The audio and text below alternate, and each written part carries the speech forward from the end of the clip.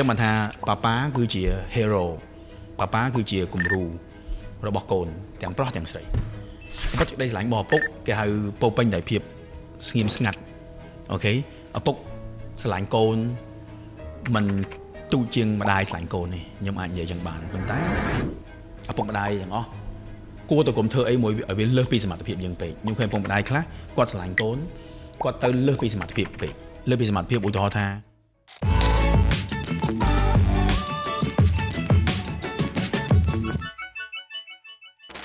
ជំរាបសួរសួស្តីទស្សនិកជនទាំងអស់គ្នាក៏ដូចជាលោកប៉ាអ្នកម៉ាទាំងអស់គ្នាដែលតែងតែតាមដាននៅក្នុងកម្មវិធី Mami Podcast នៅក្នុងកម្មវិធី Mami Podcast episode រាល់ដងគឺតែងតែចែករំលែកតាក់ទងជាមួយនឹងបទពិសោធន៍ឬក៏ក្តីស្រឡាញ់រវាងម្ដាយចំពោះកូនចឹងទៅប៉ុន្តែនៅក្នុងថ្ងៃនេះ episode នេះគឺប្លែកមែនតើដោយសារតែមានភ្ញៀវកិត្តិយសមួយរូបដែលគាត់ជាឪពុកហើយនៅក្នុងកម្មវិធី Mami Podcast ក៏ចង់ដឹងថាតាក់ទងជាមួយនឹង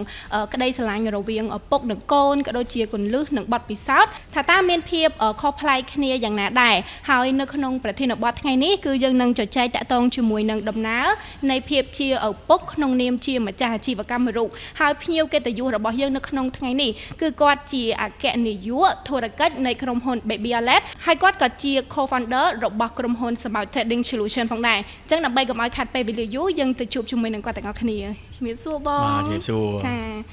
ថ្ងៃនេះប្លែកមែនតើរហដងធ្លាប់ទៅបានជួបបងនៅក្នុងកិច្ចប្រជុំផ្សេងៗហើយមើលវីដេអូរបស់បងចាថ្ងៃនេះបានជួបបងផ្ទាល់ហើយខ្ញុំផ្ទាល់ហ្នឹងគឺរំភើបមែនតើចាអរគុណច្រើនចាបងហើយចង់ដឹងថាបងសុខសប្បាយអត់ហើយតាក់ទងជាមួយនឹងការងារប្រចាំថ្ងៃរបស់បងមកមានញឹកដែរអត់បងអូខេអរគុណច្រើន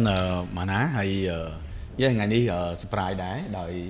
កម្មវិធីរបស់យើងគឺ Mami Podcast អូខេប៉ុន្តែអ្នកដែលមកគឺ Daddy ទៅវិញអូខេហើយ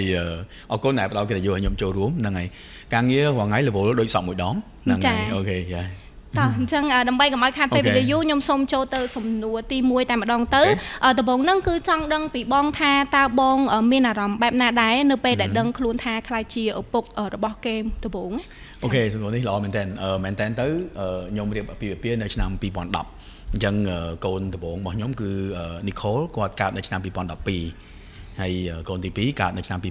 2015កូនទី3កើត2016ហ្នឹងហើយកូនទី2 Linden កូនទី3 Disan អញ្ចឹងនិយាយពីអារម្មណ៍នៅពេលដែលដឹងថាគ្រួសារមានផ្ទៃពោះអញ្ចឹងគឺអារម្មណ៍យើងសប្បាយរំភើបរីករាយអូខេតែស្របពេលនេះក៏មានភាពច្បោកច្បល់ក្នុងអារម្មណ៍មួយចំនួនដែរទោះបីជាកូន3មែនប៉ុន្តែម្ដងគឺអារម្មណ៍គឺច្បោកច្បល់ដូចគ្នាចាខុសគ្នាទាំង3ណាបងបាទអូខេមិនបានថាច្បោកច្បល់មកថាសប្បាយក៏សប្បាយបារម្ភក៏បារម្ភទី1គឺទៅលើអាចថាសុខភាពរបស់គាត់ដោយសារយើងមិនដឹងថាគាត់នៅក្នុងផ្ទៃពោះហ្នឹងយ៉ាងម៉េចទៅហើយការវិវត្តរបស់គាត់ហ្នឹងវិវត្តទៅតាមស្តង់ដារទូទៅឬអត់គាត់អាចនឹងមានបញ្ហាអីអត់ពេលសម្រាលហ្នឹងយ៉ាងម៉េចទៀតនិយាយទៅចាប់ដើមមានការបារម្ភច្រើនដែរតែក៏សប្បាយណាស់ដែរអូខេយ៉ាអញ្ចឹងទោះបីជាមានកូន3ដងក៏អារម្មណ៍ហ្នឹងវានៅតែដិតដាមអារម្មណ៍ហ្នឹងវានៅតែយើងត្រូវតែវាថ្មីជាយើងសម្រាប់យើងរហូតចង់និយាយអញ្ចឹងណាចាអូខេហើយសំណួរបន្ទាប់ខ្ញុំឆ្ងល់ពីបងច្រើនយូរអីចាចង់ដឹងថាដោយសារតើបងគឺជាម្ចាស់អាជីវកម្មមួយរូបហើយបងជាឪពុកគេមួយរូបដែរហើយមានអូនដល់ទៅ3នាក់អញ្ចឹងចង់ដឹងថាតើបងមានកន្លឹះឬក៏ប័ណ្ណពិសោធន៍អ្វីដែលអាចថែរក្សាតុល្យភាពរវាងការងាររបស់បងនិងគ្រួសាររបស់បងដែរបាទអរគុណច្រើនក៏ពិតសំណួរនេះល្អមែនតើដោយសារសំខាន់យើងត្រូវដឹងអំពីតម្រូវការរបស់ក្មេងសិនថាតើក្មេងគាត់ចង់បានអីជាទូទៅក្មេងគាត់ចង់បានមានវត្តមានរបស់យើងនៅចិត្តគាត់យើងចំណាយពេលវេលាជាមួយគាត់យើងលេងជាមួយគាត់ហ្នឹងហើយការលេងបន្តិចដែលយើងគិតថាវាមិនសមជាសុបាយក៏គាត់សុបាយមែនតើហើយវាអាចទៅជា memory មួយរបស់គាត់ដែរអញ្ចឹងបើសិនយើងត្រឡប់ទៅលើចំណុចហ្នឹងវិញគឺយើងក្នុងនាមជាឪពុកខ្ញុំក្នុងនាមជាឪពុកគឺខ្ញុំតែងតែព្យាយាមបែងចែកពេលវេលារបស់ខ្ញុំដើម្បីពួកគាត់ពីព្រោះខ្ញុំតែងតែគិតថាបើសិនជាខ្ញុំមិនចំណាយពេលវេលាជាមួយពួកគាត់នៅពេលដែលគាត់នៅក្មេងទេគាត់អត់ក្មេងរហូតទេចាតិចតិចគាត់ធំហើយតិចតិចគាត់ប្រហែលជាអត់ត្រូវការយើងទេគាត់អាចនឹងមានមិត្តភ័ក្តិគាត់នឹងអាចមានការងាររវល់គាត់មានការងារគាត់មានគ្រួសារអូខេបាទគាត់អាចនឹងទៅរៀនឆ្ងាយណាឬក៏យ៉ាងណាមិញអញ្ចឹងអ្វីដែលសំខាន់គឺតើយើងមានឱកាសនៅជាមួយគាត់អញ្ចឹងយើងគួរតែនៅមួយគាត់ឲ្យបានល្អបំផុតអញ្ចឹងសួរថាយើងខំប្រឹងធ្វើការរាល់ថ្ងៃជាការល្អយើងមិនអាចអត់ធ្វើការបានទេ ហ្នឹងហើយធ្វើការងាររកស៊ីជារឿងធម្មតាត្រូវតែធ្វើប៉ុន្តែសួរថាបើសិនជាយើងខំប្រឹងធ្វើការយើងជោគជ័យប៉ុន្តែកូនយើងនៅលហង់ចាំយើងនៅផ្ទះពោពេញដោយក្តីនឹករលឹកពោពេញដោយការរំពឹងទុកថាចង់លេងជាមួយយើងអញ្ចឹងតែយើងមកដល់យើងហត់យើងមកដល់យើងក៏មិនចង់លេងជាមួយគាត់យើងស្រឡាញ់គាត់ស្រឡាញ់គឺស្រឡាញ់ហើយតែអារម្មណ៍យើងគឺវាហត់វាអីអញ្ចឹងទៅចាអញ្ចឹងហើយកន្លែងនេះគឺចំពោះខ្ញុំគឺខ្ញុំព្យាយាមបែងចែកវាឲ្យបានទាំងពេលវេលាទាំងគេហៅចំណាប់អារម្មណ៍យើងចំពោះគាត់អញ្ចឹងចំពោះខ្ញុំរៀងរាល់ព្រឹកគឺខ្ញុំដប់គាត់ទៅរៀនហ្នឹងហើយទោះរវល់ប៉ុណ្ណាក៏ដោយលើដែលខ្ញុំទៅក្រៅប្រទេសឬក៏ទៅខេត្តដូចអញ្ចឹងតែប៉ុណ្ណឹងគឺខ្ញុំត្រូវដាច់ខាតខ្ញុំត្រូវតែដប់គាត់ទៅរៀនហ្នឹងហើយតែទទួលមកវិញអត់បានទៅទទួលទេដោយសារនៅជាប់ធ្វើការចាហើយពេលយប់គឺយើងតែងតែមានពេលវេលាជាមួយគ្នាជារៀងរាល់យប់លេងជាមួយគ្នាបានច្រើនក៏បានតិចដែរហ្នឹងហើយអញ្ចឹងពួកគាត់តែងតែទន្ទឹងរង់ចាំនៅពេលដែលគាត់ហូបឲ្យហើយគាត់តែងតែចង់លេងជាមួយយើងតែអ្វីដែលសំខាន់នោះកូន3អញ្ចឹងរបៀបលេងគាត់ខុសគ្នាទាំង3ម្នាក់នោះចូលចិត្តឲ្យយើងលេងបាល់ជាមួយទៅម្នាក់នោះចូលចិត្តអូខេមកអង្គុយមើលទួជាមួយយើងអីចឹងទៅម្នាក់ទៀតគាត់ឲ្យយើងអង្គុយនិយាយលេងជាមួយគាត់អីចឹងទៅអញ្ចឹងជួនកាលយើងត្រូវបត់បែនទៅតាមនឹងអីចឹងដែរហើយចំពោះសៅរ៍អាទិត្យជាទូទៅខ្ញុំផ្ដោតអាទិភាពទៅលើគាត់ច្រើនហ្នឹងហើយជារាល់ថ្ងៃសៅរ៍អាទិត្យគឺពេលវេលារបស់ខ្ញុំគឺខ្ញុំឲ្យអាទិភាពទៅលើគាត់ហ្នឹងហើយខ្ញុំសួរគាត់ថាថ្ងៃសៅរ៍ថ្ងៃអាទិត្យនេះមានកម្មវិធីអីអត់ត្រូវទៅណាអីអត់ហើយខ្ញុំស្ដាប់មើលថាគាត់គួរទៅអត់អីក៏អត់បើខ្ញុំគិតថាគាត់គួរទៅគឺខ្ញុំ support គាត់ពេញ 100% ហ្មងដប់ទៅដប់មកអូខេចង់ flexible មិនក៏បានដែរព្រោះគាត់ហៅខ្ញុំជាតកងឡានរបស់គាត់អូខេបាទអញ្ចឹងចំពោះខ្ញុំមានអារម្មណ៍ថាតាមរយៈការធ្វើអញ្ចឹងគឺយើងមានភាពស្និទ្ធស្នាលមួយគ្នាមែនទែនគាត់មានអារម្មណ៍កក់ក្ដៅជាមួយយើងរហូតដល់ថ្នាក់ជួនកាលទៅគាត់ប្រាប់យើងថាមិត្តភក្តិគាត់មួយនោះចង់ទៅដែរប៉ុន្តែប៉ាម៉ាក់គេរវល់អីចឹងសួរថាប៉ាអាចទៅជួយយកមិត្តភក្តិគាត់បានអត់ឬក៏ឲ្យមិត្តភក្តិគាត់មកចាំនៅផ្ទះយើងហេបានអត់យើងអាចយល់បានថាប្រហែលជាយើងជាឪពុកមួយដែលអាចថា easy going ជាឪពុកមួយដែលស្រួលណាហ្នឹងហើយអញ្ចឹងធ្វើឲ្យគាត់គាត់នឹងបានទៅហើយអញ្ចឹងគាត់ចង់ឲ្យមិត្តភក្តិគាត់បានទៅដែរអញ្ចឹងទៅគាត់ឲ្យយើងទៅជួយទាំងមិត្តភក្តិគាត់ទៀតចាអញ្ចឹងយើងត្រូវតែជួយចាមែនតើទៅក្មេងៗគឺគាត់អត់សូវយល់ច្បាស់ពីការងាររបស់មនុស្សធំទេប៉ុន្តែអីដែលគាត់ចង់បានពីពុកឬក៏ម្ដាយខ្លាំងហ្នឹងគឺជាពេលវេលាហ្នឹងឯងចាអញ្ចឹងសង្ឃឹមថាគន្លឹះមួយនេះអាចជួយទៅដល់ប៉ាម៉ាក់ដែលគាត់មានការងាររវល់ច្រើនហើយអត់សូវបានបែងចែកពេលវេលាសម្រាប់កូនជារៀងរាល់ថ្ងៃអញ្ចឹងទៅចាអូខេអរគុណច្រើនហើយបន្តមកទៀតតើក្នុងនាមបងជាឪពុកបងចង់ខ្លាចជាឪពុកប្រភេទណាដែរសម្រាប់កូនរបស់បងចំពោះខ្ញុំអត់ចិត្តដាក់សម្ពាធទៅលើកូនរបស់ខ្ញុំទេខ្ញុំតែងតែប្រាប់ខ្លួនឯងខ្ញុំចង់ធ្វើជាឪពុកមួយដែលស្រួលជាឪពុកមួយដែល slow ហើយស្រួលព្រោះខ្ញុំអត់ជឿជាក់ទៅលើការតឹងរឹងអីពេកទេអញ្ចឹងតឹងពេកដាច់ខ្សែហ្នឹងហើយអញ្ចឹងដល់ពេលយើងអ្នកខ្លះថា slow ពេកកូនបានចិត្ត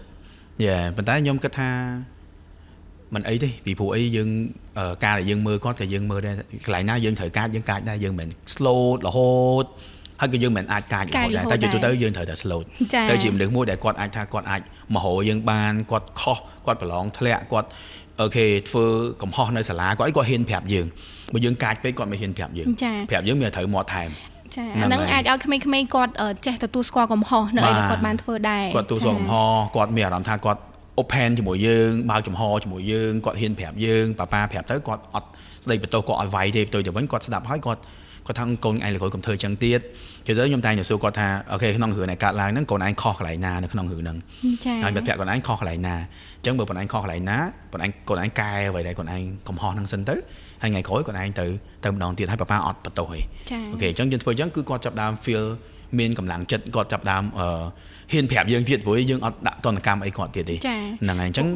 ឪពុកដែលខ្ញុំចង់ខ្លាយទៅជានោះគឺជាឪពុកដែល slow ឪពុកដែលយល់ចិត្តគាត់ឪពុកដែល support គាត់គាំទ្រគាត់ហើយសំខាន់ជាងគេគឺជាឪពុកជាគំរូដល់គាត់ហ្នឹងហើយគំរូពីព្រោះយើងមិនអាចគ្រាន់តែបរៀនគាត់ឬក៏ណែនាំគាត់ឬក៏បដៅគាត់ក្មេងគាត់ចូលទៅជាឆ្វេងចេញទៅជាស្ដាំបាត់ហើយចាតែអ្វីដែលសំខាន់នោះគឺទង្វើរបស់យើងទង្វើរបស់យើងអូខេដូចមានពេលមួយគេថាមានរឿងកើតឡើងមួយអញ្ចឹងទៅគេថាអូមានគាត់នោះមួយគាត់បញ្ញាប់ទៅមែនតើហើយខ្ញុំកំពុងតែហ្មងជួអញ្ចឹងទៅគាត់ថាគាត់សុំតែមុនអីចឹងទៅអញ្ចឹងក្នុងរឿងហ្នឹងខ្ញុំកាត់ឡើងជាមួយគាត់រឿងហ្នឹងគាត់នៅជាមួយខ្ញុំដែរចាដល់ពេលអញ្ចឹងទៅខ្ញុំក៏ឲ្យគាត់ទៅភ្លាមខ្ញុំថាអូខេបងឯងរវល់បងឯងបញ្ញាប់បងឯងទៅមុនចុះអត់អីទេហើយគេក៏ទៅដល់ពេលខ្ញុំចូលឡានទៅវិញខ្ញុំសួរកូនខ្ញុំទាំង3នាក់ខ្ញុំសួរថាបើសិនជាកូនឯងវិញកូនឯងឲ្យគេទៅអត់អូខេអញ្ចឹងពួកគាត់ថាពួកគាត់ឲ្យទៅ គាត់ឲ្យទៅដែរ ចា អូខេយ៉ាហើយខ្ញុំសួរគាត់ថាចុះបើសិនជាឲ្យខ្លួនឯងទាយវិញទាយថាបើគេសួរប៉ាតើប៉ាឲ្យគេទៅអត់គាត់ទាំង3ឆ្លើយដូចគ្នាគាត់ថាពួកគេក៏គិតថាប៉ានឹងឲ្យទៅដូចគ្នាដែរអញ្ចឹងកន្លែងនេះមួយធ្វើខ្ញុំសប្បាយចិត្តមែនតើទីមួយគាត់យល់ចិត្តខ្ញុំគាត់ដឹងចិត្តខ្ញុំហើយគាត់ដឹងចិត្តខ្ញុំហើយខ្ញុំសួរគាត់ទៀតថាមិនបានគាត់ឯងគិតថាប៉ាអូខេឲ្យគេទៅគាត់ថា I know you are kind ពួកគាត់ថាខ្ញុំដឹងថាប៉ាឯងចិត្តល្អអូខេអញ្ចឹងកន្លែងនេះមួយធ្វើខ្ញុំដឹងថាអូអា message ដែលខ្ញុំ consent ទៅគាត់ហ្នឹងគឺបានចូលទៅក្នុងបេះដូងគាត់ហើយគាត់បានឃើញយើងជាមនុស្សម្នាក់ដែលចិត្តល្អជាមនុស្សម្នាក់ដែលមានការយោគយល់ជាអីចឹងទៅអញ្ចឹងខ្ញុំជឿថាចង់គឺគាត់ហ៊ានសូត្រពីអាហ្នឹងបានច្រើនចាព្រោះដោយសារតើគាត់ទទួលបានចំណុចទាំងអស់ហ្នឹងពីបងបានធ្វើជាគំរូដ៏ល្អមួយដល់គាត់អញ្ចឹងចង់ក៏គាត់នៅតែគិតថាបងបែបហ្នឹងដែរចាអូខេមួយវិញទៀតបងនៅជាមួយនឹងអូនច្រើនឆ្នាំដែរហើយតាំងពីអូនទី1រហូតដល់អូនទី3អញ្ចឹងចង់ដឹងថាតើអនុស្សាវរីយ៍អីគេខ្លះដែលបងចាំអត់ភ្លេចជាមួយនឹងគាត់ចាជាអនុស្សាវរីយ៍ដែលសប្បាយឬក៏អនុស្សាវរីយ៍មួយដែលបងចង់ចាំពីគាត់ម្នាក់អូខេចាមានច្រើនអូខេមានច្រើនក៏ប៉ុតខ្ញុំសប្បាយចិត្តខ្ញុំអាចនិយាយបានថាខ្ញុំមានសុភគ្រួសារមួយដែលមានសុភមង្គលហ្នឹងហើយព្រោះអីយើងប្រពន្ធយើងអាចនិយាយបានថាយើងចោះសម្រងគ្នាយើងអត់ងាយអត់សូវឆ្លោះគ្នាបើថាអត់ឆ្លោះគ្នាហ្មងគេអត់ជឿទេអូខេចាហើយអូខេអញ្ចឹងយើងជាប្តីប្រពន្ធមួយគូដែលយោគយល់គ្នាបានច្រើនហើយអត់សូវឆ្លោះគ្នាតិចតួចមែនតើចាហើយចំពោះកូនវិញក៏យើងអាចនិយាយបានថាគាត់ក៏ល្អច្រើនអញ្ចឹងណាអញ្ចឹងអ្វីដែលខ្ញុំដកក្នុងអារម្មណ៍របស់ខ្ញុំគឺទង្វើតិចរបស់គាត់ដែលគាត់ខ្វាយខ្វល់ពីយើងហ្នឹងហើយគាត់ខ្វាយខ្វល់ពីយើងហ្នឹងហើយដូចកូនទី2របស់ខ្ញុំ Linden គាត់ជាក្មេងមួយដែលគាត់ caring ហ្មងគាត់មានការមួយខ្វាយខ្វល់ចឹងហើយពេលយើងឈឺពេលយើងអីគាត់សួរយើងផឹកថ្នាំទៅគាត់សួរយើងហើយចឹងគាត់មានអីញ៉ាំទៅគាត់យកមកគាត់ឲ្យយើងញ៉ាំអីចឹងទៅអញ្ចឹងតើបន្តិចហ្នឹងចំពោះយើងគឺមានន័យខ្លាំងមែនតើចាហ្នឹងហើយមានន័យខ្លាំងមែនតើហ្នឹងហើយកូនខ្ញុំមួយទៀតឌីសានគាត់អត់សូវខ្នាក់ខ្នក់ជួយយកអវ៉ាន់ជួយអីអត់ទេប៉ុន្តែគាត់ជួយមកអោបយើងគាត់ជួយផ្ដោគាត់ជួយអោបយើងនៅជាប់ហ្នឹងពុកគាត់គឺសុបាយក្តីសុខមែនតើហ្មងក្តីសុខរបស់គាត់ណាចា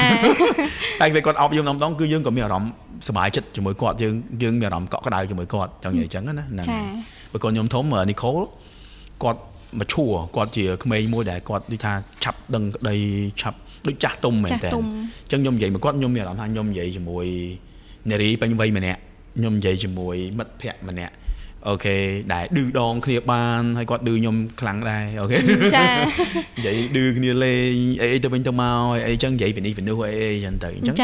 ហ្នឹងហើយ chit chat ជាមួយគ្នាលេងចឹងទៅដូចមិត្តភក្តិចិត្តស្និទ្ធម្នាក់ទៀតអញ្ចឹងអាចថាក្រៅពីកូនក៏ជាមិត្តភក្តិល្អនឹងគ្នាដែរចាដឹងពីបងរៀងច្រើនដែរហើយមុនហ្នឹងក៏ដឹងពីថាបងចំកូនបែប slow បងអត់សូវកាចដាក់គាត់តឹងរឹងដាក់គាត់ទេអញ្ចឹងចង់ដឹងថារវាងបងហើយនឹងបងស្រីមួយណាតឹងរឹងជាងគេជាងដាក់កូនអញ្ចឹងណាបងតែខ្ញុំ slow គឺគាត់កាចហីអូខេមែនតើគ្រួសារខ្ញុំគាត់មើងម៉ាត់ជាងខ្ញុំហ្នឹងហើយគាត់មើងម៉ាត់ជាងគាត់គត់មុតជាងដោយសារគាត់ក៏ជាមែនតើទៅ profession គាត់ជា dentist ផងអញ្ចឹងទៅគាត់ភាពជួយភាពស្អាតបាតរៀបរយអូខេច្បាស់លាស់អូខេត្រឹមត្រូវអីចឹងទៅហើយខ្ញុំនេះមនុស្សបែបគេហៅ social មនុស្សបែបសង្គមអញ្ចឹងទៅចូលចិត្តបែបបត់បែន flexible យោគយល់ជាស្រ័យអូខេយ៉ាចឹងធម្មតាអាហ្នឹងខ្ញុំជឿថាគ្រួសារខ្ញុំគាត់រៀងតឹងរឹងជាងខ្ញុំតែបើសួរថាកូនខ្ញុំគាត់ស្រឡាញ់គ្រួសារខ្ញុំជាងខ្ញុំទោះបីខ្ញុំចំណាយពេលវេលាមួយគាត់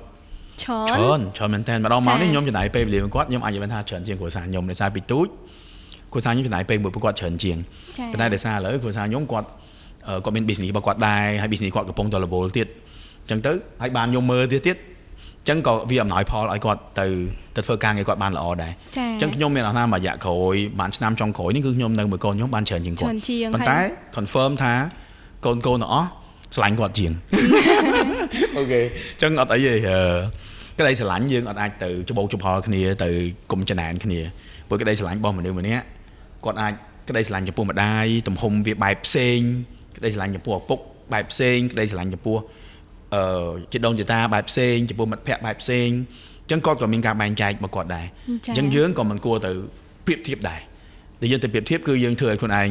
អត់សុបាយចិត្តដែរទី1ហើយទី2ក៏វាអយុត្តិធម៌ជាមួយគាត់ដែរអញ្ចឹងណាប៉ុន្តែខ្ញុំឆ្ងល់ថាមិនបានបងដឹងថាអូនស្រឡាញ់ម៉ាក់ជាងអូខេអូខេ ចេះដោយសារខ្ញុំគិតថាពេលដែលគាត់នៅជាមួយម៉ាក់គាត់ម្ដងគឺគាត់មានអារម្មណ៍សប្បាយពីធម្មជាតិគាត់ហ្មងសប្បាយជាពីធម្មជាតិហ្មងគាត់ចង់នៅមួយម៉ាក់គាត់សប្បាយអញ្ចឹងទៅតែគាត់នៅមួយយើងដោយសារអត់មានម៉ាក់គាត់ទៅហើយអញ្ចឹងគាត់នៅមួយយើងគាត់សប្បាយបែបជាមួយយើងអញ្ចឹងទៅតែបើឲ្យរើថាអូទៅរវាងទៅមួយយើងទៅមួយម៉ាក់គាត់ប្រកាសទៅមួយម៉ាក់ហើយចង់និយាយអញ្ចឹងណាហ្នឹងហើយហើយជួនកាលពេលយើងនិយាយគ្នាលេងអីផ្សេង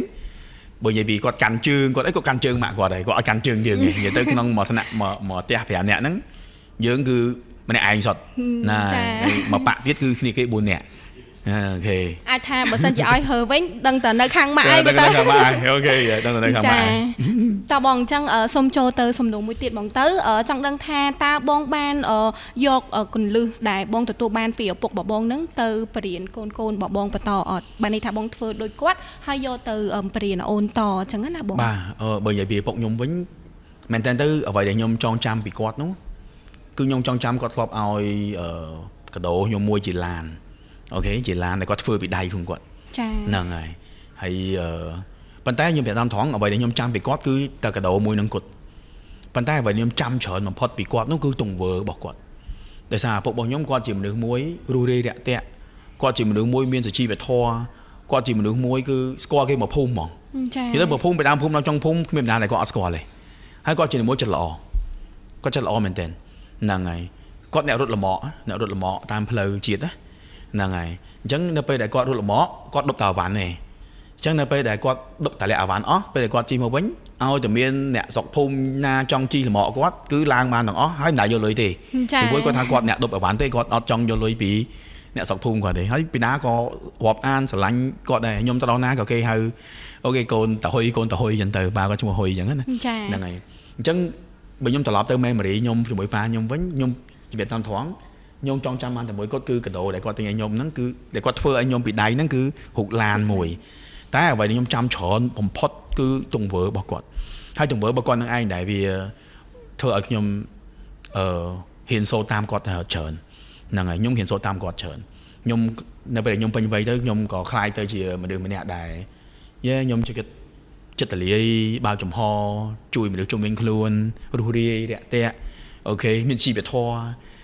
ខ្ញុំទៅជាមនុស្សបែបហ្នឹងអញ្ចឹងបើខ្ញុំមើលត្រឡប់វិញថាអូប្រហែលជាខ្ញុំកាត់តាមប៉ាខ្ញុំច្រើនចាអញ្ចឹងខ្ញុំក៏ចង់យកអាទាំងអស់ហ្នឹងបរៀនទៅកូនខ្ញុំដែរហើយក៏ខ្ញុំបរៀនវារបៀបដូចគ្នាដែរខ្ញុំមិនអាចទៅហៅគាត់មកបរៀនបដៅអង្គុយនិយាយអូខេគេហៅទេសនាម៉ោងបាយអីប្រហែលជាមិនចូលទេប្រហែលជាមិនចូលទេហ្នឹងហើយអញ្ចឹងហើយបានតែខ្ញុំរៀនតាមប៉ាខ្ញុំទៅបរៀនគាត់តាមរយៈទង្វើអូខេពីព្រោះអីទង្វើគឺថានៅពេលដែលក្មេងឮយើងនិយាយគឺគាត់អាចនឹងអត់យល់គាត់អាចនឹងយល់ហើយភ្លេចតែបើគាត់ឃើញយើងធ្វើគាត់អាចដិតដាមជាប់នៅក្នុងខួរក្បាលរបស់គាត់ហើយគាត់យល់ថានេះគឺជាអ្វីដែលយើងត្រូវធ្វើដែលគាត់គួរធ្វើអូខេអញ្ចឹងខ្ញុំជឿថាកលឹះមួយនេះក៏សំខាន់ដែរចំពោះប៉ាហ្នឹងហើយជាទូទៅគឺប៉ាខ្ញុំជឿថាប៉ាយើងប្រុសគឺចរិតលក្ខណៈយើងគឺខុសគ្នាហ្នឹងហើយអ្នកខ្លះរៀងឆាវអ្នកខ្លះរៀងមាត់លឺអ្នកខ្លះរៀងចូលចិត្តផឹកស៊ីអ្នកខ្លះជក់បរិយអ្នកខ្លះធ្វើទង្វើមិនសូវល្អច្រើនដែរខ្ញុំនិយាយប៉ាមួយចំនួនណាចាអញ្ចឹងបើសិនជាមិនស្រឡាញ់ខ្លួនឯងស្រឡាញ់កូនគួរតែគិតដល់កូនដែរហ្នឹងហើយព្រោះអីសកម្មភាពរបស់យើងទាំងអស់គឺនឹងត្រូវបានគាត់ថតទុកទាំងអស់ហើយអាហ្នឹងគឺវានឹងខាលឲ្យគាត់មើលរហូតអញ្ចឹងណាអញ្ចឹងយើងគួរតែទុកទង្វើល្អដើម្បីឲ្យគាត់មើលជាពិសេសកូនប្រុសគឺគាត់នឹងរៀនតាមយើងគាត់ទៅជាបរិសុទ្ធល្អដូចយើងកូនស្រីយ៉ាងហោចណាស់ក៏គាត់ដឹងថាបរិសុទ្ធល្អមានន័យថាមិនដែរអញ្ចឹងនៅពេលដែលគាត់ពេញវ័យមានបរិសុទ្ធម្នាក់ចូលក្នុងជីវិតរបស់គាត់ក៏គាត់អាចចេះរើសថាបរិសុទ្ធល្អនឹងមានន័យថាមិនដូចគ្នាគាត់ដឹងថាបរិសុទ្ធណាបរិសុទ្ធល្អដែរតែបើយើងចេញទង្វើដែលមិនល្អឲ្យគាត់មើលច្រើនពេកអញ្ចឹងគាត់ក៏អាចយល់ដូចគ្នាថាអូប្រហែលជាមនុស្សប្រុសគឺអញ្ចឹងឯងអញ្ចឹងបើសិនជាមានបរិសុទ្ធណាអញ្ចឹងឯងមកតំណងជាមួយគាត់ក៏អាក្រក់តែគាត់គាត់ថាអត់អីទេអាហ្នឹងទូទៅគឺទៅអញ្ចឹងឯងក៏ប៉ុន្តែគាត់ភ្លេចថានៅមានមនុស្សល្អជាច្រើនទៀតហ្នឹងហើយតែគាត់អត់ដឹងថាអូមនុស្សល្អវាអញ្ចឹងណាអញ្ចឹងបានថាប៉ាគឺជា hero ប៉ាគឺជាគំរូរបស់កូនទាំងប្រុសទាំងស្រីអូខេហើយការដែលប៉ាស្រឡាញ់ប្រពន្ធប៉ាបង្ហាញពីក្តីស្រឡាញ់នៅក្នុងក្រុមគ្រួសារហ្នឹងក៏ជាមេរៀនមួយដ៏មានតម្លៃមែនតើចំពោះ កូនដែរទាំងកូនប្រុសទាំងកូនស្រី ចា ហើយក៏មិនចាំកូនធំបានធ្វើឲ្យគាត់មើលដែរកូនណាគឺតាំងពីក្មេងតាំងពីគាត់អត់ទាន់ចេះនិយាយគឺអ្វីៗគឺថតទុកអស់ហើយគាត់ថាថតមិនបាន 100% ទេតែថតទុកអស់ហើយហ្នឹងហើយអញ្ចឹងយើងចង់ឲ្យអាកាមេរ៉ាដែលគាត់ថតបានទាំងអស់ហ្នឹងអា film ដែលទាំងអស់នៅក្នុងខួរក្បាលគាត់ហ្នឹងយើងចង់បានសញ្ញាដក្រហមតែតពេញហ្នឹងឬក៏យើងចង់បានអូខេសញ្ញាបូកហើយខៀវសង្កាត់ហើយសញ្ញាក្រហមតែតែមានទេធម្មតាមនុស្សវាមិនល្អទាំងអស់ទេហ្នឹងហើយខ្ញុំក៏មានចំណុចអវិជ្ជមានរបស់ខ្ញុំដែរអញ្ចឹងក៏ខ្ញុំព្យាយាមកាត់បន្ថយដូចគ្នាដែរបើសិនខ្ញុំលើសលួសខ្ញុំអីខ្ញុំប្រាប់ខ្លួនឯងមកថាយ៉ារៀងលើសហើយអូខេជាឪពុកគេធ្វើអញ្ចឹងអត់ត្រូវទេអញ្ចឹងថយមកវិញកែសម្រួលខ្លួនឯងរហូតអញ្ចឹងយូរទៅយើងអាចធ្វើបានល្អហើយយើងហ៊ានសូត្រពីគេជុំវិញដែរហ្នឹងហើយគេធ្វើមិនល្អយើងធ្វើតាមគេដែរអញ្ចឹងណានេះអាចនិយាយបានថាទង្វើរបស់ឪពុកគឺឆ្លុះបញ្ចាំងពីកូនណាទង្វើរបស់កូនដូចគ្នាចាបងអញ្ចឹងចំណុចមួយនេះគឺពិតជាល្អមែនតើសម្រាប់ទាំងប៉ាថ្មីថ្មោងប៉ាដែលគាត់មានបទពិសោធន៍ច្រើនហើយតែគាត់នៅខ្វះចំណុចទាំងអស់ហ្នឹងគឺគាត់អាចស្ដាប់ហើយយកចំណុចខ្លីៗទូចដែលគាត់ខ្វះយកទៅបំពេញចន្លោះបន្ថែមបានចាអញ្ចឹងចូលទៅដល់សំណួរទីមួយទៀតដែលខ្ញុំចង់ដឹងពីបងដូចគ្នាថាតើបងដែលមានអារម្មណ៍មិនសប្បាយចិត្តអត់នៅពេលដែលបងធ្វើជាឪពុកបងអាចមានចំណុចកន្លែងណាមួយអាចថាថ្ងៃខ្លះទៅគឺបងរវល់ជាមួយនឹង business របស់បងពេកឬក៏បងរវល់មួយការងារព្រោះបងគឺជាម្ចាស់ក្រុមហ៊ុនហើយបងមានបុគ្គលិកក្រៅបង្គាប់ច្រើនមែនតើអញ្ចឹងអាចថាបងមានចំណុចកន្លែងណាមួយដែលធ្វើឲ្យបងមិនសប្បាយចិត្តអត់នៅពេលដែលខ្លាចជាឪពុកចា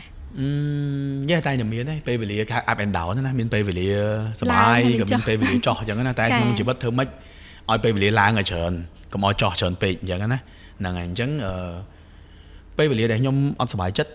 ជួនកាលពេលវេលាដែលយើងអាចថាយើងរវល់ពេកយើងអត់មានពេលទៅមើលគាត់អញ្ចឹងទៅយើងអាចបន្ទោសខ្លួនឯងយើងអាចអីអញ្ចឹងណាយើងអត់អាចទៅចូលរួមកម្មវិធីរបស់ពួកគាត់កម្មវិធីខ្លះគឺវាសំខាន់ចំពោះគាត់មែនតើហ្នឹងហើយថាកម្មវិធីគាត់ឡើងនិយាយជាសាធារណៈនៅសាលាកម្មវិធីគាត់ប្រកួតបាល់កម្មវិធីគាត់អូខេឡើងប្រកួតការប្រឡងប្រណាំងអីមួយចឹងកាលទៅយើងក៏បានខកខានម្ដងម្កាលដែរហ្នឹងហើយអញ្ចឹងពេលដែលយើងខកម្ដងយើង feeling ហើយ guilty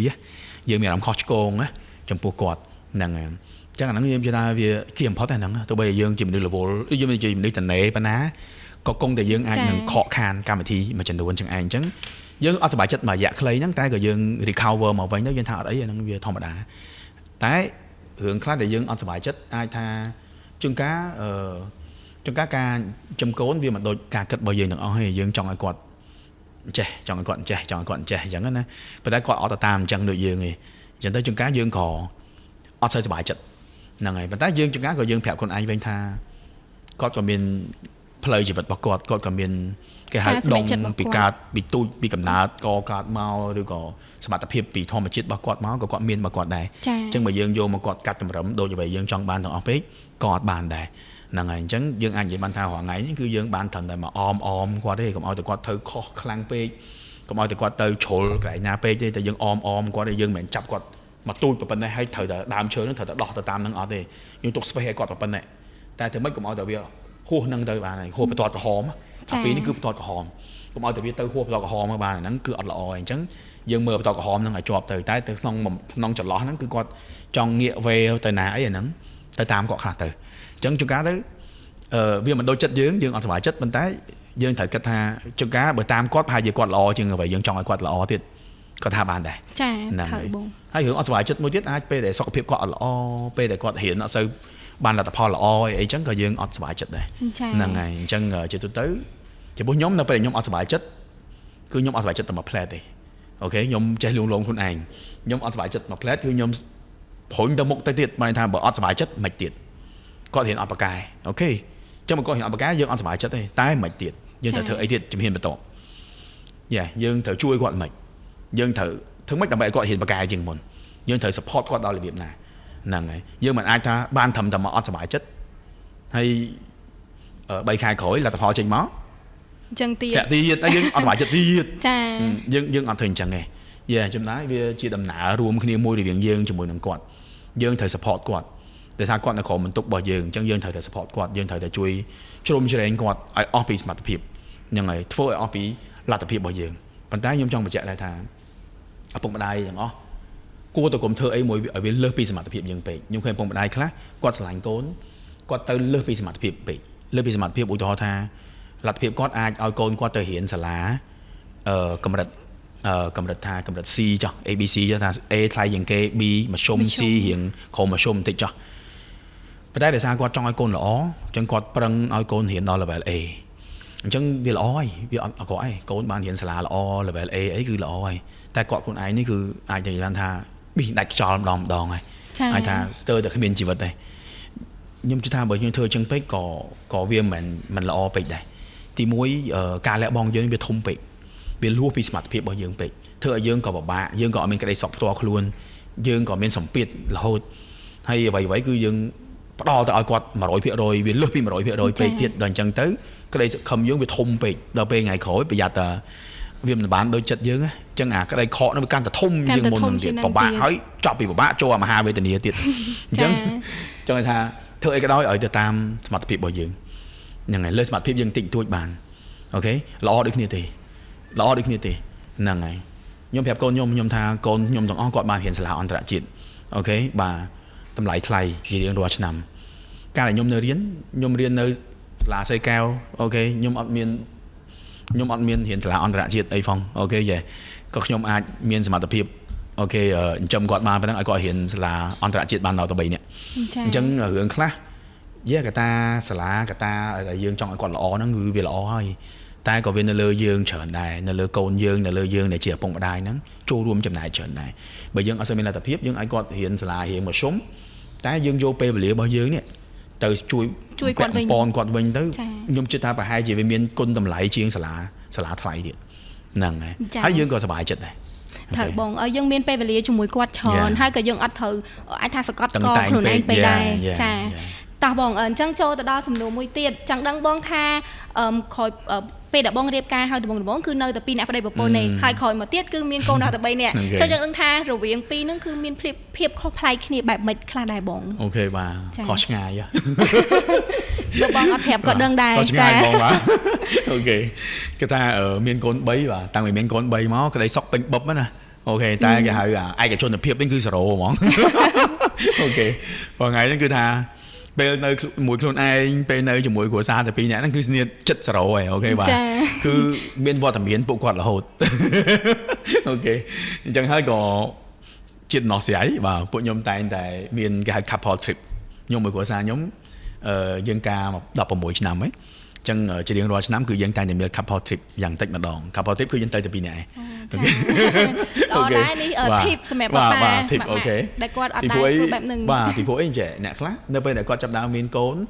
គឺគាត់អ្វីគឺផ្ដោតឲ្យកូនទាំងអស់ទាំងឪពុកទាំងម្ដាយ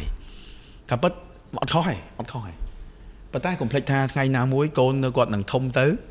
គឺគាត់នឹងមានជីវិតបែបរបស់គាត់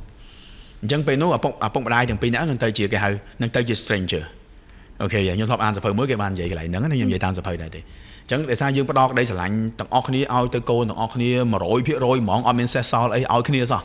ឲ្យគ្នាជាប្តីជាប្រពន្ធសោះដល់ចឹងទៅអាតំណែងតំណងគេហៅភាព romantic love ក្តីស្រឡាញ់បែប romantic រវាងប្តីនិងប្រពន្ធហ្នឹងវាចាប់ដើមសោះអង្គើយវាចាប់ដើមបាត់បង់ទៅច្រើនទៅច្រើនដល់ចំណុចមួយដែលទៅជា stranger ណាប្តីប្រពន្ធហ្នឹងទៅជាដូចមនុស្សប្លែកមុខជាមួយគ្នាហ្មងអូខេទៅជា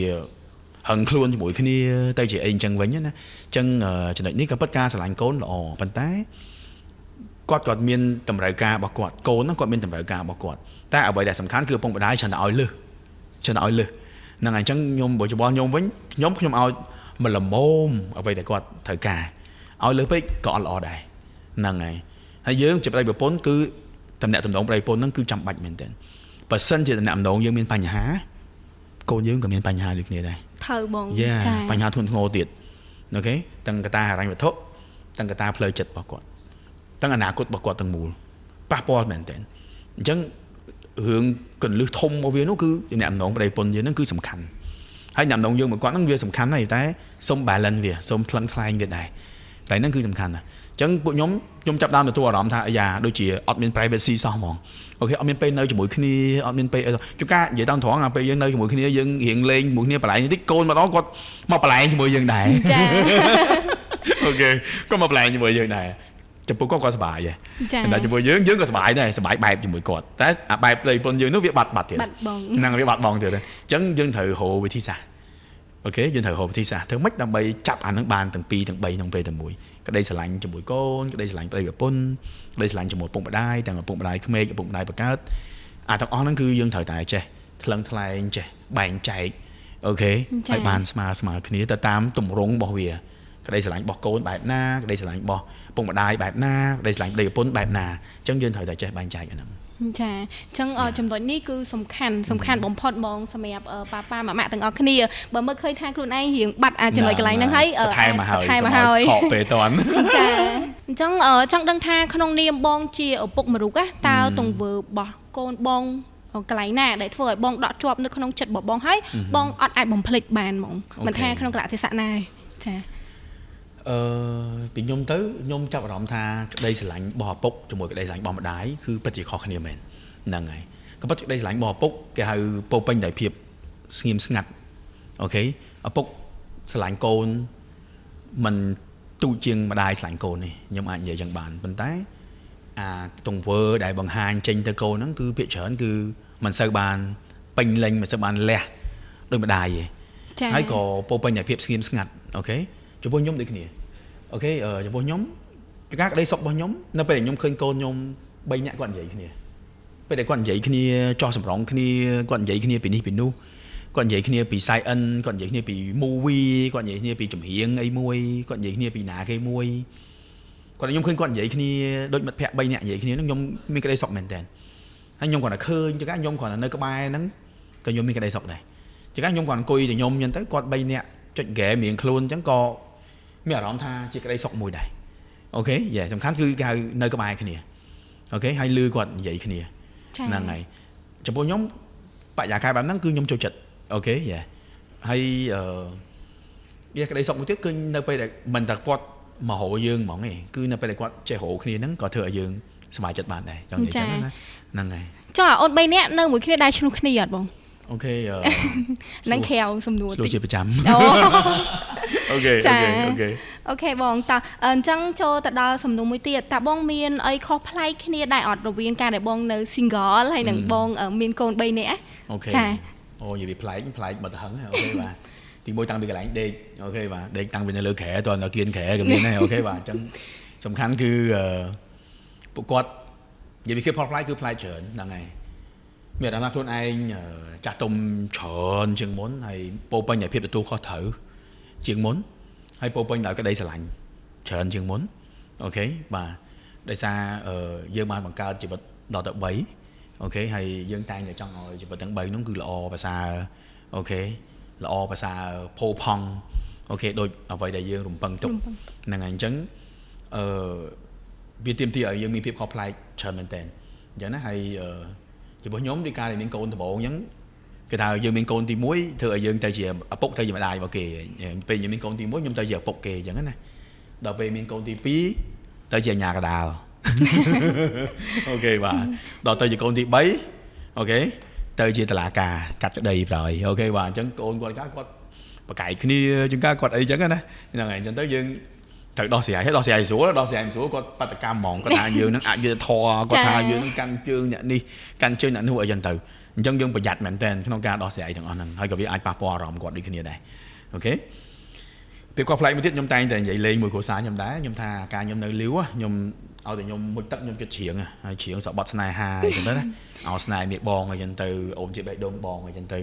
តែដល់ពេលតាំងពីមានកូនមកចូលបន្ទប់ទឹកជាការច្រៀង ABCD ជាការច្រៀងអូខេបាទចាលួងកូននោះបាទលួងបំពេកូនឲ្យ ABCD ឲ្យគាត់គេងហ្នឹងអញ្ចឹងទៅជាប់មាត់ជាការច្រៀងដាក់បទហ្នឹងក៏មានដែរអញ្ចឹងជាការធ្វើឲ្យយើងចាប់អារម្មណ៍ថាយើងមានភាពខុសប្លែកច្រើនមែនតើដោយការពីយើងរៀងក្មេងយើងជិះបើកឡានជិះអីខ្លួនឯងអីចឹងណាតែឥឡូវវិញសឹងថាអត់ចង់បើកទេចង់តែនៅក្នុងឡានទៅបាននៅជាមួយគាត់បាននិយាយលេងជាមួយគាត់មើលទេសភាពមួយគាត់ពីកញ្ចក់ឡានចេញទៅក្រៅមានក្តីសុខជាងចាអូខេអញ្ចឹងយើងឃើញខ្លួនឯងគឺថាមានភាពខុសប្លែកគ្នាច្រើនខុសប្លែកអូខេចុះបើតាក់ទងជាមួយនឹងប័ណ្ណពិសោធន៍វិញបងប្រហែលជាបើសិនជានិយាយពីច្រើននឹងលើសពីច្រើនហ្មងប័ណ្ណពិសោធន៍ចង់ដឹងថាច្រើនហ្នឹងមានចំណុចណាខ្លះដែលបងអាច share បានអត់បងប័ណ្ណពិសោធន៍ប័ណ្ណពិសោធន៍ដែលចាក្រោយពីមានអូនដល់3នាក់ហើយចាបងជាប័ណ្ណពិសោធន៍ខ្ញុំគិតថាការលេងចំកូន3នាក់មិនមែនជារឿងមួយស្រួលទេគឺ ការដែលមានកូនមួយតិចកូនពីរមានអារម្មណ៍ថាដូចរៀងនៅតិចដល់ពេលថែម3មកច្រើនមែនតើហ្មងចាអូខេច្រើនមែនតើហ្មងមិនច្រើនជាងមុនតិចអីណាគឺច្រើនមែនតើបាទអញ្ចឹងជាបទពិសោធន៍គឺឪពុកម្ដាយត្រូវតែគេហៅមានគេហៅ family planning ឲ្យបានល្អអូខេតើយើងចង់បានកូនប៉ុន្មានតើយើងបង្កើតពួកគាត់មកហ្នឹងតើយើងមានលទ្ធភាពមើលគាត់កម្រិតប៉ុណ្ណាអូខេពីព្រោះអីគេហៅកូនឥឡូវថ្លៃអូខេថ្លៃជាងមុនថ្លៃអូខេបាទទិញអីវ៉ាន់ក៏ថ្លៃអូខេចំណាយលុយថ្លៃទៅសាលាក៏ថ្លៃការប្រើប្រាស់ផ្សេងៗក៏ថ្លៃអញ្ចឹងណាហ្នឹងហើយគេថាតាំងពីមានកូន3មកកប៉ៅគឺទទេស្អាតអូខេតែបេះដូងវិញគឺពោពេញតែក្តីស្រឡាញ់ចាអូខេបាទអូខេអញ្ចឹងសំខាន់គឺយើងសុខចិត្តទៅធ្វើវាយើងសប្បាយចិត្តទៅធ្វើវាឥឡូវអាចថាអស់អីអស់ទៅឲ្យតកូនទទួលបានក្តីស្រឡាញ់ពេញលេញចាចុះធម្មតាយើងថាបើយើងមានអីមានទៅមានហ្នឹងមានយកមកធ្វើអីត្រូវបងមិនយកមកដើម្បីបានក្តីសុខដើម្បីក្តីសុខមកយើងហ្នឹងអីគេពួកគាត់មានក្តីសុខអញ្ចឹងអូខេពួកគាត់មានក្តីសុខក៏បានដែរអូខេយើងអាចបាត់បង់អ្វីខ្លះក៏អត់អីដែរចា Yes បទពិសោធន៍មួយទៀតគឺការចំកូន3គឺវាទាមទារឲ្យយើងចេះបែងចែកពេលវេលាអូខេអាហ្នឹងសំខាន់ចំពោះឪពុកម្ដាយផ្សេងៗដូចគ្នាដែរបែងចែកពេលវេលាទៅពួកគាត់បែងចែកពេលវេលាជាមួយនឹងប្រពន្ធប្តីរបស់យើងហើយសំខាន់ជាងគេនោះគឺពេលវេលាសម្រាប់ខ្លួនឯងបើមិនជាយើងស្រឡាញ់កូនយើងស្រឡាញ់គ្រួសារមនុស្សទី1ដែលយើងគួរស្រឡាញ់គឺខ្លួនឯងបើមិនយើងធ្លាក់ខ្លួនឈឺបើមិនយើងមានគ្រោះថ្នាក់អូខេអញ្ចឹងគ្រួសារហ្នឹងគឺទៅរលាយមួយប្រភេទភ្នែក Yes អញ្ចឹងយើងត្រូវតែរឹងមាំយើងត្រូវតែសុខភាពល្អយើងត្រូវតែមានសុខភាពហ្នឹងហើយទី2ធំហ្នឹងគឺរវាងគេហៅប្រិយពន្ធយើងតំណែងប្រិយពន្ធយើងគឺត្រូវតែល្អប្រសើរអូខេដើម្បីបន្តរួមដៃគ្នាផ្ដល់ក្តីសុខផ្ដល់សុភមង្គលឲ្យទៅកូនហ្នឹងហើយបើយើងប្រិយពន្ធចាប់ដើមកាច់កង់គ្នាចាប់ដើមឆ្លោះគ្នាចាប់ដើមបែកបាក់ហើយគឺអាហ្នឹងរឿងធំហើយហ្នឹងហើយឆោឡោហើយអញ្ចឹងមករឿងទី3បានចាប់ដើមមើលអំពីតម្រូវការរបស់ពួកគាត់តើពួកគាត់មានអីហើយបំពេញឲ្យបានគ្រប់គ្រាន់ហើយលើសពីហ្នឹងតិចតួចក៏ល្អដែរកុំលើសពេកអត់ល្អហើយអូខេយ៉ាអាចថាបងគឺជាចាស់ព្រឹត្តិចារមួយរូបដែរនៅក្នុងដំណើរជីវិតនៃការចិញ្ចឹមកូនអញ្ចឹងចង់ដឹងថាតើបងមានដំបូងមានល្អអីទៀតអត់សម្រាប់ការចែករំលែកទៅកាន់ប៉ាថ្មីថ្មោងទៅមានកូនមួយហើយឬក៏ទៅមានគម្រោងចាបងអូខេចំណុចត្រូវចង់ចែកទៅប៉ាមុនគេនោះគឺការគេងពេលយប់មានកូនទូចគឺពិបាកគេងបន្តិចតែត្រូវចងចាំថាការគេងគឺជារឿងបដោះអាសន្នអូខេសុភមង្គលក្នុងក្រុមគ្រួសារសុខភាពរបស់កូនគឺជារឿងយូរវែងអូខេអញ្ចឹងការដែលយើងអត់គេងហ្នឹងគឺជាការវិនិយោគមួយដែរខ្ញុំកូនកន្លងមកហ្នឹងវាច្រើនពិបាកដែរពេលគាត់នៅតូចណាហ្នឹងហើយគេងអត់សូវបានគ្រប់អីចឹងដែរអាចក៏ប៉ះពាល់សុខភាពមួយចំនួនដូចគ្នាប៉ុន្តែឥឡូវកូនធំដែរហើយអពៅអាយុ11ឆ្នាំអីហើយអញ្ចឹងគេងពេញភ្នែកវិញអីចឹងទៅហ្នឹងប៉ៅវិញបានអត់បងប៉ៅអូខេអញ្ចឹងadvice របស់ខ្ញុំទី1បាទអ្វីដែលជាបទពិសោធន៍របស់ខ្ញុំជូនទៅប៉ាថ្មីថ្មោងហ្នឹងគឺទី1គឺស៊ូទីទៅនៅមុនសំណក់ក្រោយណាអូខេស៊ូតិចពីព្រោះគាត់អត់ក្មេងអញ្ចឹងរហូតទេហ្នឹងហើយទី2គឺចំណាយពេលវេលាជាមួយគាត់ឲ្យបានច្រើនណាព្យាយាមស្ដាប់គាត់ឲ្យបានច្រើនព្យាយាមលេងជាមួយគាត់ឲ្យបានច្រើនព្យាយាមនិយាយភាសារបស់គាត់ឲ្យបានច្រើនហ្នឹងហើយតែថាគាត់ចូលចិត្តធ្វើអីយើងទៅធ្វើអាហ្នឹងជាមួយគាត់ដែរគាត់ចូលចិត្តញ៉ាំអីយើងញ៉ាំអាហ្នឹងជាមួយគាត់ដែរយើងកុំព្យាយាមទាញគាត់មកយើងច្រើនពេកតែពេលហ្នឹងគាត់មានអារម្មណ៍ថាគាត់តាមតែយើងហ្នឹងហើយអញ្ចឹងនាំកូនដើរលេងតែសួរថានាំកូនដើរលេងទៅណាទៅកន្លែងយើងចង់ទៅអញ្ចឹងបើថានាំកូនដើរលេងគឺនាំគាត់ទៅកន្លែងដែលគាត់ចង់ទៅបើថាចង់នាំកូនទៅស្គាល់កន្លែងណាមួយដែលយើងស្គាល់គឺនាំគាត់ទៅស្គាល់កន្លែងយើងស្គាល់តែបើនាំគាត់ទៅដើរលេងគឺតាមគាត់ហ្នឹងហើយអញ្ចឹងខ្ញុំដូចកូនខ្ញុំអីនៅពេលទៅដើរលេងដល់ហ្នឹងគាត់សប្បាយហ្នឹងហើយដូចឥឡូវគាត់ធំហើយអញ្ចឹងគាត់អាយុ14ឆ្នាំ12ឆ្នាំ11ឆ្នាំ3នាក់គាត់ពេលដែលទៅណាដើរលេងបែបគ្រួសារ5នាក់អូភ្លេចប្រាប់មួយទៀតគឺយើងក្នុងមួយឆ្នាំយើងមានគេហៅដំណើរកំសាន្តប្តីប្រពន្ធហើយយើងមានដំណើរសានគ្រួសារមួយទៀតទៅ5នាក់ហ្នឹងហើយអញ្ចឹងទៅដើម្បីអាចយល់ពីគ្នាបានច្រើនដើម្បីសប្បាយជុំគ្នាបង្កើតអនុស្សាវរីយ៍ជាមួយគ្នាកាលមុនពីទូចគឺខ្ញុំប្តីប្រពន្ធជាអ្នក plan នាំគាត់ទៅណាទៅណីតែឥឡូវគាត់ធំហើយអញ្ចឹងយើងឲ្យគាត់ plan Yeah ឲ្យគាត់ plan ឲ្យគាត់ទៅជាអ្នករៀបចំកម្មវិធីវិញគាត់ចង់ទៅខេត្តណាគាត់ចង់ទៅកន្លែងណាលេងខ្លះគាត់ចង់កេងបែបម៉េចអីម៉េចហើយយើងមើលទៅតាមលទ្ធភាពយើងទៅបានអត់អីបត់យើងសេរីទៅតាមហ្នឹងទៅអញ្ចឹងចាថាយើងឲ្យគាត់ឯករាជ្យយើងឲ្យគាត់ឯករាជ្យយើងឲ្យគាត់ចេះ design ចេះអីចឹងទៅហ្នឹងហើយអូខេខ្ញុំមាន key មួយទៀតគឺទៅកាន់ពុកម្ដាយថ្មីថ្មោងដូចគ្នាដែរខ្ញុំជឿថាការដែលយើងមានកូនតូចគឺជាពេលវេលាមួយដែលសប្បាយជាពេលវេលាមួយដែលអនុស្សាវរីយ៍កើតឡើងជារៀងរាល់ថ្ងៃតែក៏ជាពេលវេលាដ៏លំបាកដែរទាំងការគេងទាំងញ៉ែញ៉ៃក្នុងផ្ទះទាំងសំឡេងឡូឡាទាំងរឿងដែលនិយាយទៅវាញ៉ៃញ៉ៃអូខេយ៉ាប៉ុន្តែក៏ចង់ប្រាប់ថាថ្ងៃណាមួយយើងនឹងនឹកសំឡេងញ៉ៃញ៉ៃនោះយើងនឹងនឹកពេលវេលាមួយនោះทั้งអាការពួកនោះនៅក្មេងៗវារីកសុបាយមួយយ៉ាងដែរអីចឹងតែអញ្ចឹងកុំធុញទ្រាន់កុំstressful ជាមួយនឹងបញ្ហាទាំងអស់ហ្នឹងវាអត់អាចនៅអញ្ចឹងរហូតទេកូនអត់អាចនៅអញ្ចឹងរហូតទេគាត់គង់តែធំគាត់គង់តែប្រែប្រួលទេចាបងហ្នឹងហើយអញ្ចឹងខ្ញុំអាចនិយាយបានថា enjoy the moment អូខេរីករាយជាមួយនឹងស្ថានភាពបច្ចុប្បន្នទៅអូខេយ៉ាកុំរងចាំតែកំពុងតែអញ្ចឹងគូក្បាលគេថាចាំធំចាំសុបាយដល់ចាំធំទៅចេញរឿងមួយទៀតទៅចាំគាត់ធំចឹងទៀតចាំសុបាយទៅចាំគាត់ចាស់ចាំសុបាយទៅយូរទៅចាំរហូតអញ្ចឹងអត់ទេ enjoy the moment ទៅហ្នឹងហើយបើសិនជាគាត់នៅពីតូចរីករាយជាមួយភាពតូចរបស់គាត់ទៅបើគាត់ញ៉ៃញ៉ៃរីករាយជាមួយភាពញ៉ៃញ៉ៃហ្នឹងទៅខ្ញុំជឿថានិយាយស្រួលតែធ្វើពិបាកអូខេប៉ុន្តែយើងត្រូវចិត្តកំណត់របស់យើងអារម្មណ៍របស់យើងត្រូវតែបត់ទៅតាមហ្នឹងព្រោះបើយើងចង់ឲ្យអត់ញ៉ៃញ៉ៃក៏វាមិនកើតដែរព្រោះក្មេងវាញ៉ៃញ៉ៃចឹងឯងក្មេងគាត់បរិយាយចឹងឯងហ្នឹងហើយបើយើងចង់ឲ្យគាត់ម្ដងរៀបរយហ្មងក៏វាទៅរួចដូចគ្នាអញ្ចឹងមានតែទទួលយកមានតែទៅដោះស្រាយវាដោយសម្រួលចឹងទៅបើយើងមិនសប្បាយចិត្តក្នុងការទៅធ្វើខ្លួនឯងពេលដែលគាត់ញ៉ៃញ៉ៃឲ្យគាត់ជាមួយយើងចូលរួមគ្នាធ្វើទៅហ្នឹងហើយព្យាយាម make use គាត់ខ្លះទៅចឹងអញ្ចឹងណាហ្នឹងហើយបើសិនជាអត់ញ៉ៃញ៉ៃប្រហែលមិនហៅក្មេងទេមើលទៅបងចាពីពីអង់គ្លេសមួយហៅ let the kid be kid let the kid be kid ឲ្យក្មេងវាក្មេងទៅកុំឲ្យក្មេងវាចាស់ចាមកថាក្មេងអញ្ចឹងហើយក្មេងរត់ញ៉ៃញ៉ៃចឹងឯងអញ្ចឹងឲ្យវាក្មេងទៅឲ្យវាលេងបែបក្មេងមកវាអញ្ចឹងទៅហើយចង់ក្រោយយើងតែរៀបទៅអូខេចង់និយាយអញ្ចឹងណាបើយើងមកដល់លេងឲ្យនៅស្ងៀមខ្ញុំកុំញ៉ៃញ៉ៃនៅស្ងៀមរៀបរយណានឹងយើងអត់ឲ្យក្មេងៗនេះយើងឲ្យក្មេងចាស់ហ្នឹងហើយអូខេចាអូខេចាអរគុណច្រើនបងចាអរគុណច្រើនមែនតើដែលថ្ងៃនេះបងបានផ្ដល់ពេលវេលាដ៏មានតម្លៃរបស់បងមកចូលរួមនៅក្នុងកម្មវិធី Mami Podcast ហើយអ្វីដែលបងបានចែករំលែកនៅក្នុងថ្ងៃនេះគឺពិតជាល្អមែនតើអាចថាជ្រាបដល់ខ្ញុំទោះបីខ្ញុំមិនមែនជាម្ដាយរបស់គេមួយរូបក៏ខ្ញុំស្ដាប់ទៅបានយល់ខ្លះដែរថា